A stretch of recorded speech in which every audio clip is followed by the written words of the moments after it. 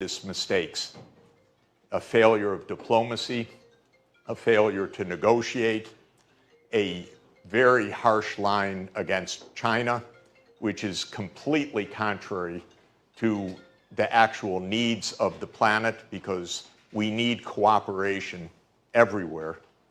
An us versus them mentality, so everybody is divided. Are you on our side or are you on the other side? We cannot function this way, because every challenge we face is not about us versus them.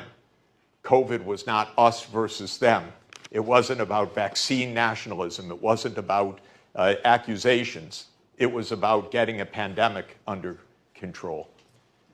I'll add one provocative statement. We could take it up later. It may shock you or not shock you, or you may say, I already know that, Professor Sachs. But I chaired a commission for The Lancet for 2 years on COVID. I'm pretty convinced it came out of US lab biotechnology, not out of nature. Just to mention, after 2 years of intensive work on this. So it's a blunder, in my view, of biotech, not an accident of a natural spillover. We don't know for sure, I should be absolutely clear. But there's enough evidence that it should be looked into, and it's not being investigated.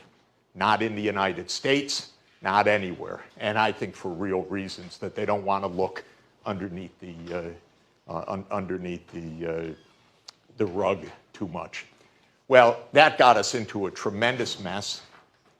Now we have a war that could have been avoided. It would have been avoided if the United States had not been so insistent on pushing NATO eastward and eastward and eastward.